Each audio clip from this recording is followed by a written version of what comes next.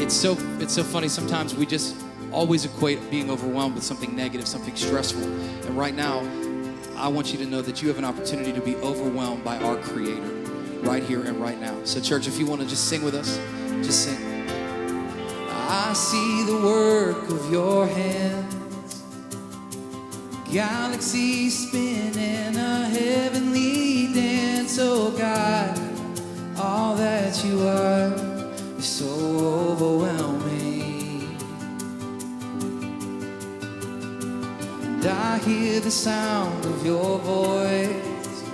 All at once it's a gentle and thundering noise. Oh God, all that you are is so overwhelming. Come on. I delight myself in you, captivated by your beauty. I'm overwhelmed by you. And God, I run into your arms, unashamed because of mercy. And I'm overwhelmed by you.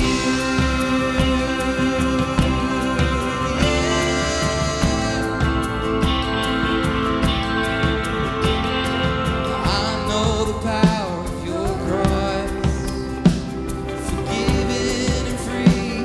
Forever you'll be my guide, and all that you've done is so overwhelming. I delight myself in you, in the glory of your presence. I'm overwhelmed by you. God, I run into your arms, unashamed because of mercy. I'm overwhelmed by you.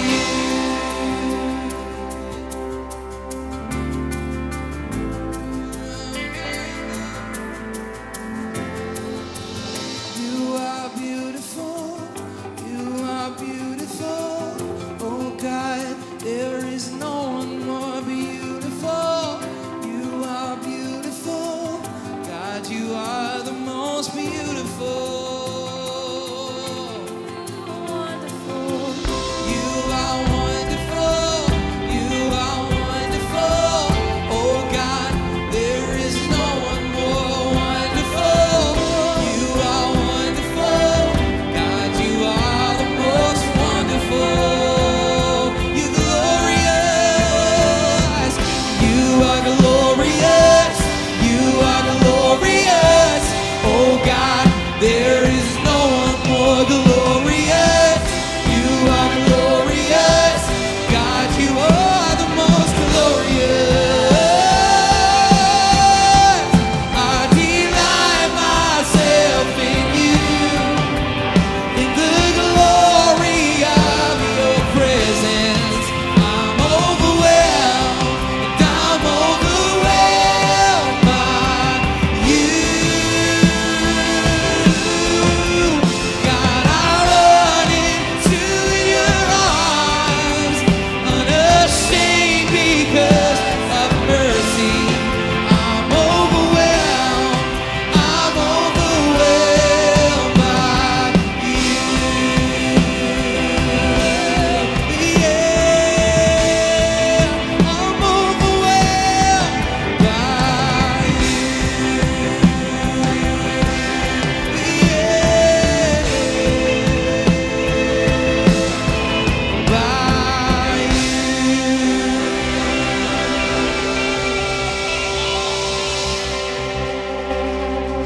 What's up, everybody?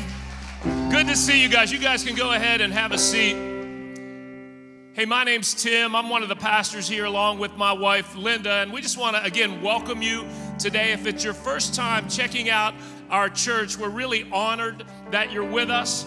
And I just hope that you have a great experience here, that you encounter a God that knows you so well, yet loves you so much, that you experience healthy community right here at our church, the perfect place for imperfect people, a place where it's okay not to be okay, but we're going to help you get okay. So we're excited that you're with us today.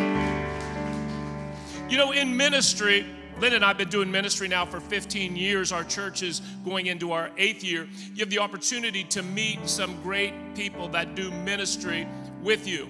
And over the years, Lynn and I have met some of those great people. But we want to tell you today, we have a couple with us that we just don't do ministry with, that we've connected with, and we believe they're family to us. That they're some of the most amazing people on the planet. And I just don't say that lightly. I mean that with all of my heart. Lynn and I have had the honor and privilege to preach at their church, the great Elevate Church in Morton near Chicago, Illinois, and we've got them in the house today, Pastors Brian and Danielle Sanders. So right now, I just want to tell you, get ready because this is going to be awesome. I call him the preacher's Tom Brady. I'm telling you, whether you're a New England fan or not, he looks like Tom Brady. He's about to preach the house down. Get on your feet. Give it up for my friend, Pastor Brian Sanders.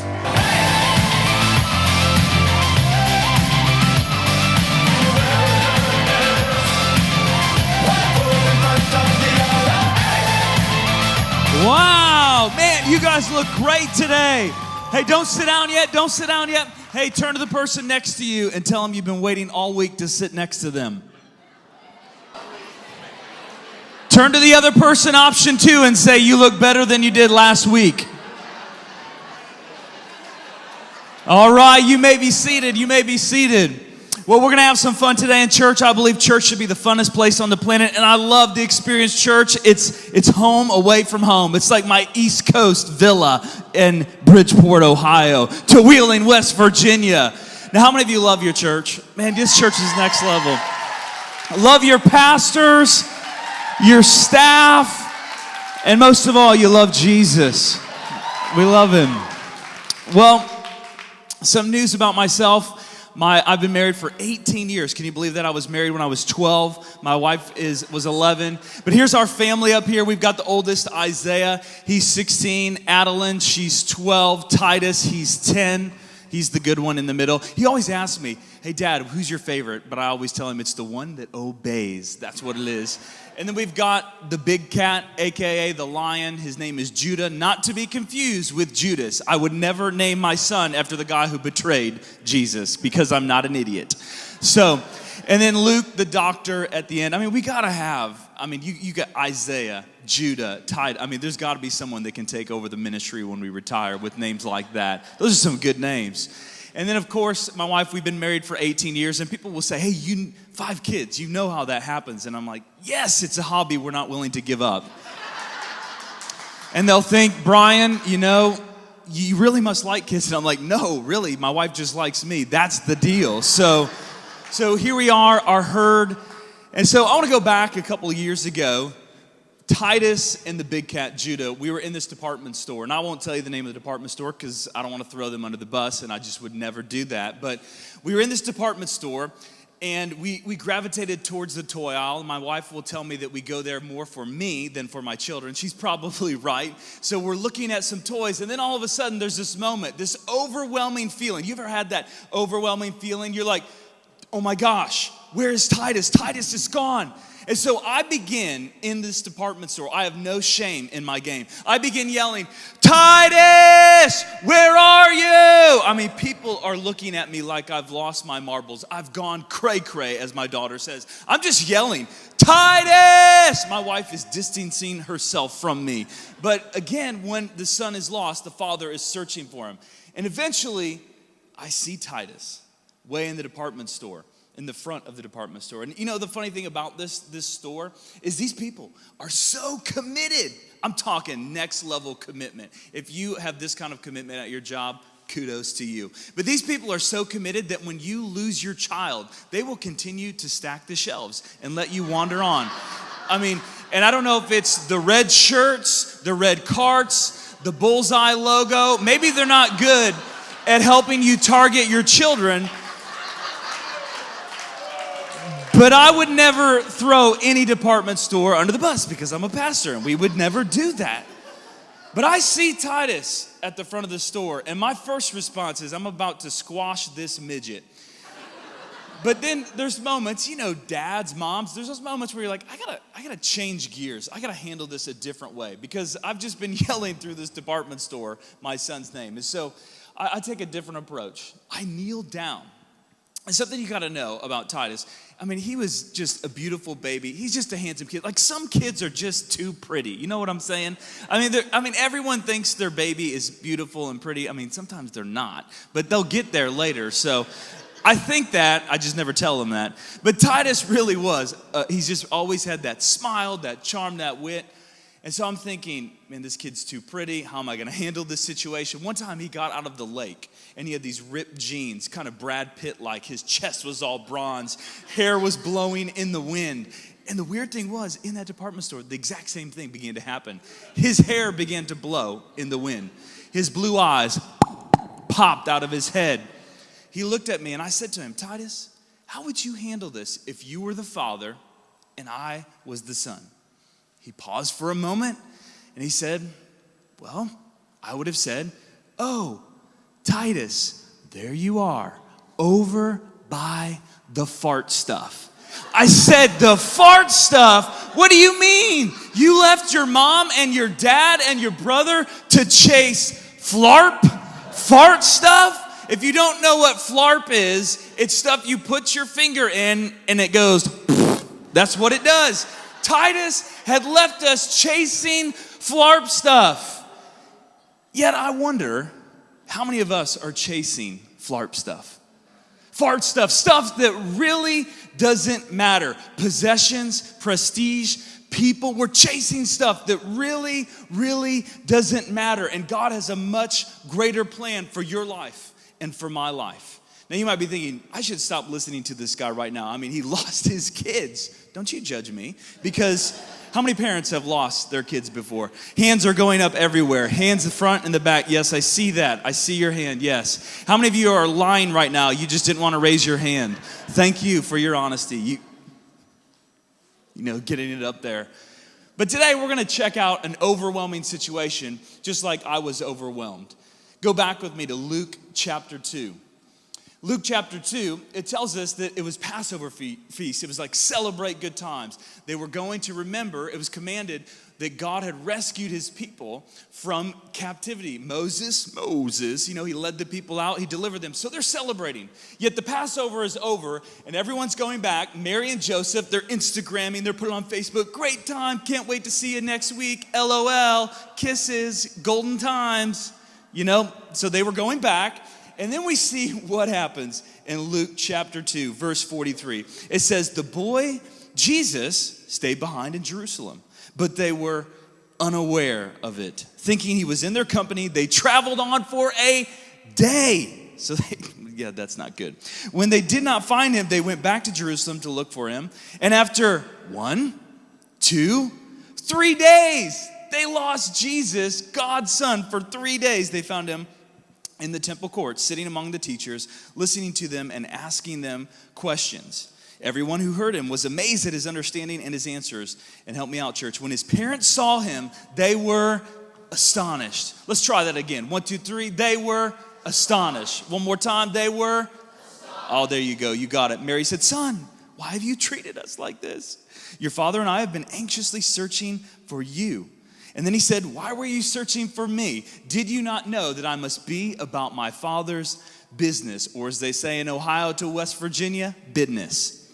I must be about my father's business. What is the Father's business? Making Jesus famous. What is the Father's business? Going into all the world. Jesus said, go, not yo. 2/3 of God's name is go. He said, go into all the world, making disciples. Baptizing them. If you're a believer and you've received Jesus Christ as your personal Savior, yet you've never been biblically baptized, that's the first step for you. If you've never been baptized, man, it's your time. Get in the game. When you get baptized, you're putting a jersey on and you're saying, I'm on God's team. Man, you got to obey today what God says. And when we obey, we experience the blessings of God. Making Jesus famous. Are you about the Father's business? Or are you chasing the flarp? Flarping around in life. Because God has great things in store for your life and for my life. Yet there are overwhelming situations. And last weekend, just like Mary and Joseph, they were overwhelmed. You got the overwhelming survival guide. So I'm not going to go through that because that was next level. But I am here to remind you that in overwhelming situations are simply opportunities for God to do astonishing things.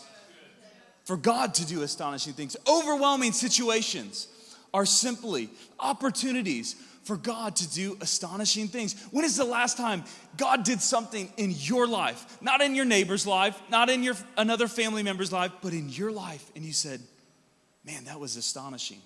Because God is ready to do astonishing things. And he does astonishing things when we're about the Father's business. Business. So let's think about it. How can we be about the Father's business? Well, we've got to check your heart. If you have never heard that noise and you don't feel a pulse, that's not a good thing. You got to check your heart. Jesus took 613 commandments and boiled them down to 2. He said, love God, love the Lord with all your heart, with all your soul, with all your strength, with all of your mind, and then love your neighbor as yourself. I don't know about you, but I'm still working on those. He said, look at your heart. What's happening in your heart? If you think about Mary and Joseph, it says they were unaware, thinking Jesus was with him. So you experience Jesus, experience church. Oh, I love that name. So cool. They've experienced Jesus, but they were unaware that he was not with them anymore. I'm not questioning your salvation. I'm just simply asking you a question. Are you aware of what Jesus is asking you to do today? What's happening in your heart? The third king, Solomon. Solomon, he kind of went solo man. He did his own deal. Solomon, the wisest man who ever lived. He had, check this out, 700 wives. Do you know what that means? 700 mother-in-laws. Guys, don't just 700 mother-in-laws. He kind of went rogue. He did his own deal. He was once following God. He was once about the pursue, but then it just became the do. It's not just about what you do, but it's who you pursue. Solomon said, guard your heart above all else, for it determines the course of your life. So if you want to know where you're going, ask yourself, what are you letting into your heart? What are you listening to? What are you allowing your eyes to see? What's happening in your heart? Man, be careful. Guard your heart.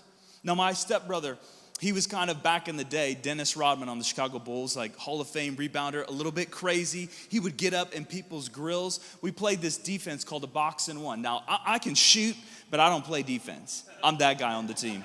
I don't play defense. Give me the ball, get out of the way. But my stepbrother was a rebounder, and so we'd play this thing called a box and one. 2 in the front, 2 in the back, and he would chase the best scorer on the other team. I mean, kids today are still getting counseling from the things that he said in junior high about their mom or them. I mean, he was that kind of player. Yet, box and one, chasing. I think we have to play a box and one on our hearts, on those things, on those temptations. We've got to guard those things. You got to know your temptations. Someone once told us, halt whenever you're hungry, whenever you're angry, whenever you're lonely, whenever you're tired. Man, opportunities for temptation to come your way. Man, guard your heart. Check your heart. If you'd like to say it better, check your heart. However you want to say it, but we've got to check our hearts. What's happening in our hearts? We've also got to check what's happening in our homes. What's happening in your home?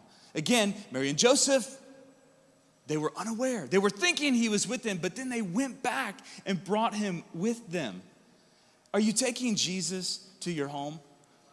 I want to know in my life, hopefully, I'm a much better father than I am preacher. And I'll confess, there are seasons of my life where I've been a much better preacher than I've been a dad or a husband. See, I think my marriage is the greatest message that I will ever preach. And Danielle and I, we are each other's number one fans through thick and thin, tough times, good times, bad times. We're each other's number one fans. Like I'm going, go Danny, go Danny, go Danny. And she's like, go Brian, take out those kids, you know? Each other's number one fans. Are you your spouse's number one fan? Do they know it? Do they hear it? Do they feel it? Man, we've got to be together, united together. God does incredible things when couples are together. I come from a broken home. I was not raised in the church. I've seen marriages collapse, and I've seen people just bail out, just quit. It's tough. It's difficult. Yeah, it is. But anything worth having is worth fighting for. Now, how many Apple phone fans do we have? You're Apple, yeah, and then there's that other word. It's kind of like a swear word, Android. Go back with me to 1976. I know you were feeling 1976. I was born in 1979. Some of you are like, oh, okay, he's older than I thought he was. 1976, Steve Jobs, another guy by the name of Steve W., and then another guy by the name of Ronald G. Wayne, a name you'll never forget. They signed this deal, this partnership. Apple's going to explode. Well, 10 days after that partnership, he thought, you know what? Man, I just don't know if this is going to work out. So I want my 10% of stock back. So Ronald G. Wayne said to Steve, I'm taking my 10% back. And do you know how much he cashed out for in 1976? Ready, students? $800. Woo! He's like a millionaire. They're like, Mom, do you know what I could buy with $800? One phone now. That's it. Just one phone. $800. Do you know what that would be worth as of a couple of years ago? $40 billion. So Ronald G. Wayne bailed out instead of worked it out. And in our marriages and in our parenting and in life, sometimes in our jobs, we've got to break through instead of bail out. We don't quit. Think about this. When did Jesus ever quit on you? He didn't. And we got to be in it to win it. Are you in it to win it in your marriages? And it's amazing to me that a lot of people just will not deal with the tough stuff. They'll just ignore it. They'll push it out. And eventually it will break them down. Man, husbands and wives, listen to me. We've got to have these conversations. We've got to talk about anger issues, intimacy issues, financial issues. We got to talk about this stuff. 70% of people are overwhelmed, stressed out because of financial issues. And the amazing thing is, if you invite God into your finances, great things happen. Man, invite him in. If you don't know how to do a budget, invite people in that can help you and walk through those issues. Because I look around week in and week out at my church, in this church, people are struggling and they're frustrated. They take it into their marriage. They take it in their home. Why not work it out? Why not fight for the marriage instead of fighting with your spouse? Fight for your spouse. That's what God has for us. How many of you believe that? Well, Ronald G. Wayne today, you can find him playing the slot machines. Cha-ching! The penny slot machines, trying to win it all back. Man, he quit. He bailed out. And the thing is, if you see Jesus just as Joseph's son, the carpenter's son, Jesus can fix your house. But if you see him as the Savior, he can fix your life. I believe that. We have to see Jesus as who he really is. So we got to check our hearts. We got to check our homes. Yet also God says, hey, check what's happening in my house. Mary and Joseph, they went back. They're like, Jesus. They're like mad at Jesus. They're annoyed with Jesus. They went back. They see Jesus there. And he's this 12-year-old teaching the Einsteins of religious classes, if you will, of his day. And he's 12 years old. Interesting. The age of 12 is when Jewish teachers wanted kids to start the family trade, the family business. And Jesus is 12, and he's there. I'm about the Father's business. Now, I know that we're in Ohio, and I know that in Ohio, there's someone called LeBron James that is a self-proclaimed king, but there's only one king who matches up to all the Hebrew hype, and his name is Jesus. So we have Jesus there. And I find it interesting. I find this hilarious that Mary and Joseph, the people who love Jesus the most, who care about him the most, they're actually annoyed with Jesus. And let's just be honest. We love God. We love him. We're thankful for him. But when it comes to the Father's business, I'm just annoyed with some of the things he asked me to do. And I'm like an associate for him. He's the leader of the church. I'm just one of his associates. And sometimes he asks me to do things that, man, I ain't got time for that. Ain't nobody got time for that. I don't sometimes. And I get annoyed with Jesus. I hope I'm not the only one. Show me some. Do you ever just get annoyed with the things that God asks you to do? Oh, you're lying, you in the back rows. I know you do. Man, we just get annoyed with some of the things he asks us to do, like week in and week out. Hey, show up to my house. Show up. Well, why does he tell us to show up? Because he knows that something powerful happens when the people of God gather together in the presence of God. They hear from the man or woman of God and hear the plan of God and those purposes, and then they go out and do it. There's something special about that. And the prophet Isaiah said it in Isaiah chapter 58, verse 13. He said, start respecting the Sabbath. Man, we've lost that in our culture today. Start respecting the Sabbath as a joyful day of worship. You must stop doing and saying whatever you please. I got a game. We got to go here. We got to do this. We got to do that. No, God says, that's my day.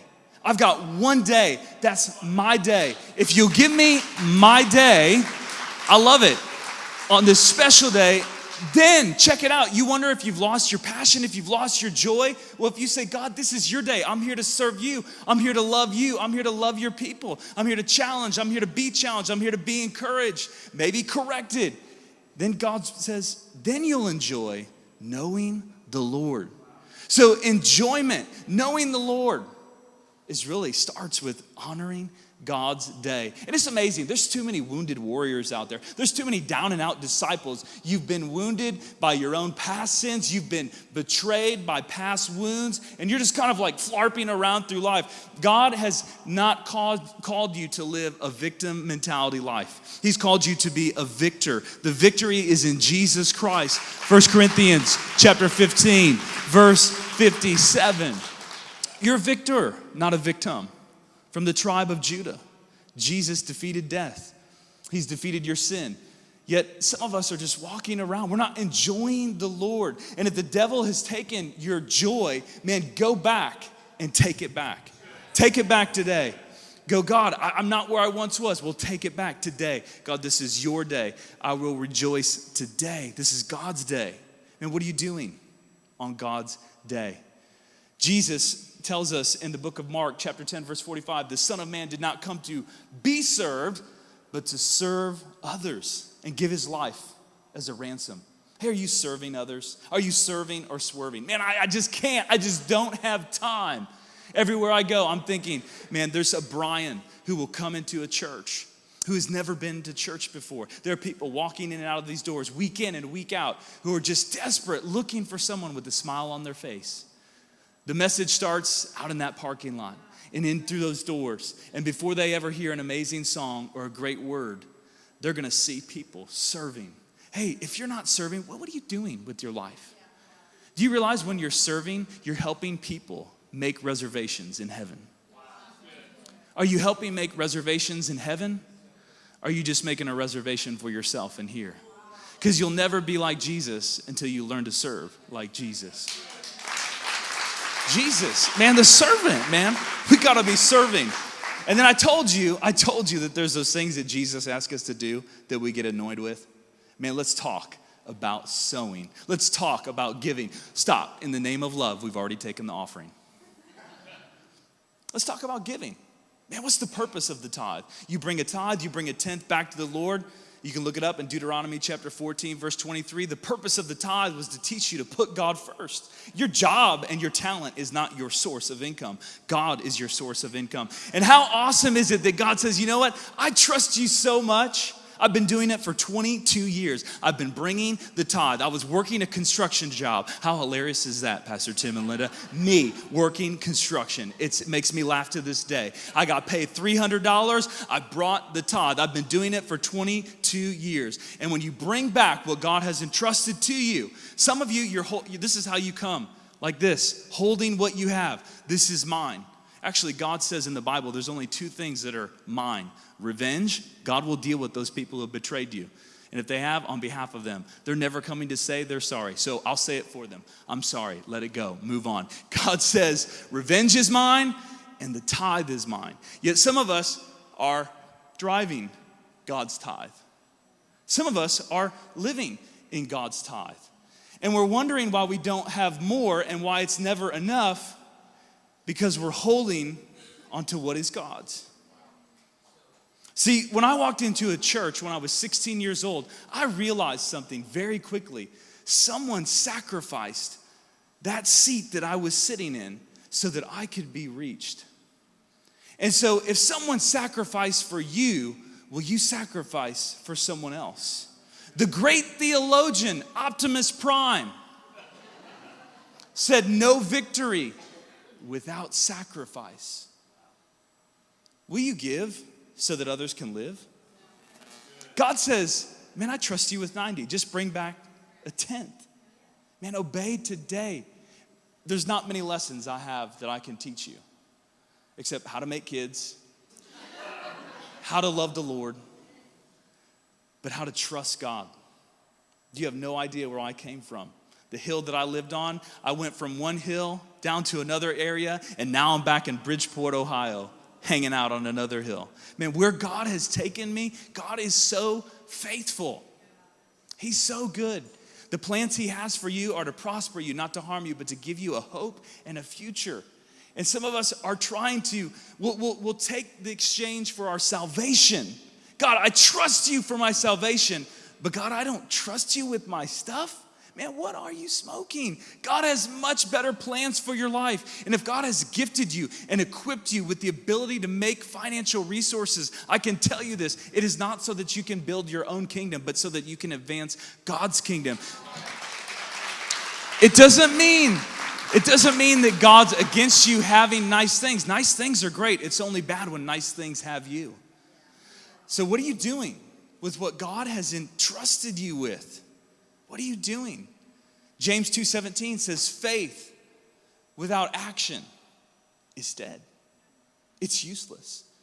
Yet God comes to us and says, in overwhelming situations in our own life, he says, hey, are you about the Father's business? Are you chasing the flarp?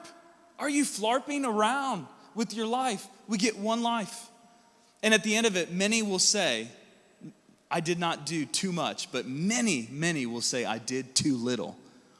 When we look up on those streets and go, I could have reached them. We could have done something. And I'm so thankful for a church like Experience Church that is doing something week in and week out, a place for messy people to come experience the good news. Now, sometimes in life, there are just overwhelming situations that just overtake us. There was a man in our church. He was roughly the same age as I was just a few years ago. He had cancer. It was going to be terminal. It went from his brain throughout his body. Yet week in and week out, he would show up to church. I'm like, how does this guy do this? His family, his children. And he had to get to the house because there was something about being with the people of God, in the presence of God, and hearing about the purposes of God from the man or woman of God, and going out and doing those plans, going out and doing those purposes. And unfortunately, we lost him in this life. But in the next life, man, he was happy. But I did the funeral. And at this overwhelming situations that sometimes are just above and beyond, you just don't even know what to do. I walked up to his gravesite, and there on the gravesite, he was a race car driver, a football fan, and he loves God's house. He loved God's house. And there was his race car number, the Steelers, and then the Elevate Church logo. His overwhelming situation was simply a sign that was pointing to salvation. That day I was able to share the gospel message with people, many who will probably never go to a church. And so I came all the way here to tell you, if you have your overwhelming situation, be reminded that overwhelming situation is simply an opportunity for God to do astonishing things. Titus,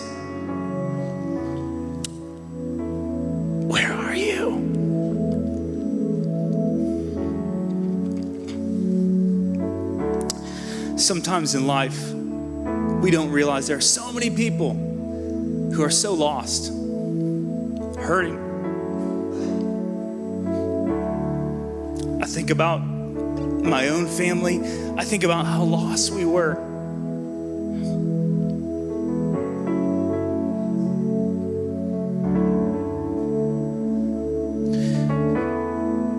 Who's lost? Who needs Jesus? Titus, where are you? Oh, there he is. I can see him today. Titus, there you are. We have a lost world that is looking for a church that is doing astonishing things. TE Church, you are doing astonishing things. You have pastors who work on another level to advance the cause of Christ. Pastors are a gift. Know the gift that you have. They will be held accountable for how they led. You will be held accountable for how you follow. Men of God, women of God, I can tell you your pastors are two of the nicest pastors I've ever met in over 16 years of ministry. Not that there aren't a lot of great ones out there, but you have two of the best. And God is ready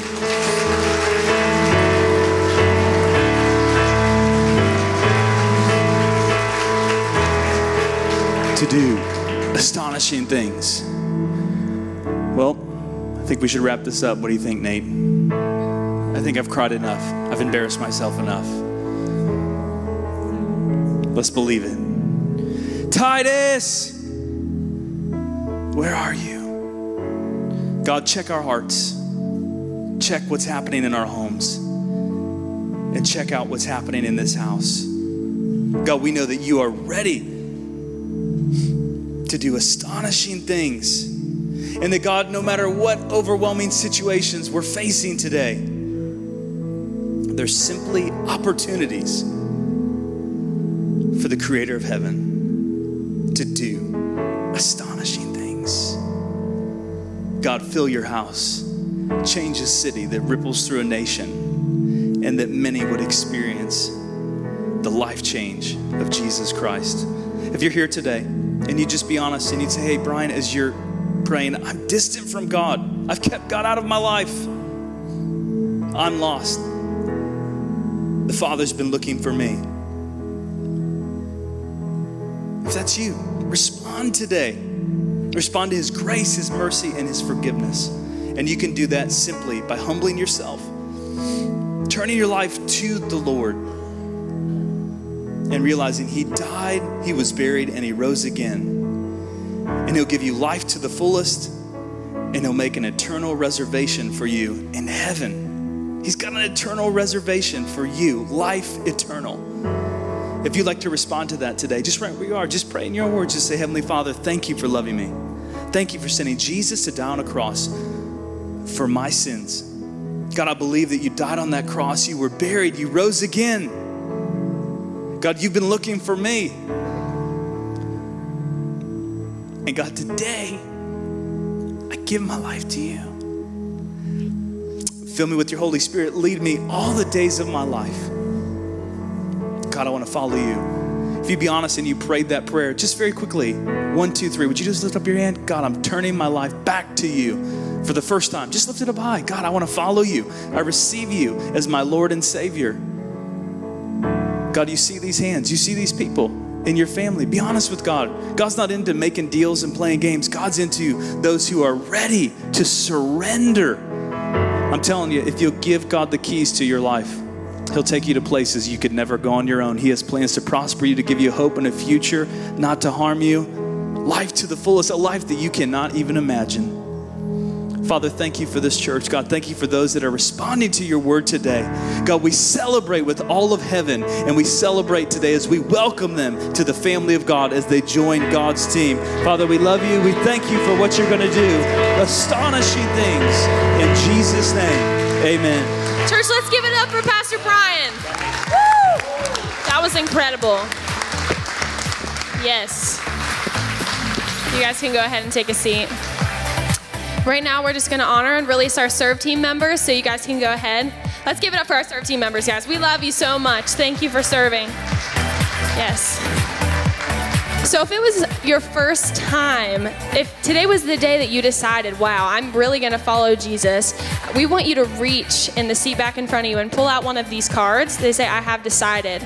And what we want you to do with that is take it to the What's Next Center, because we just want to help you along with your journey with Jesus. We want to walk alongside of you and show you what's next. So just take that to the What's Next Center after the service.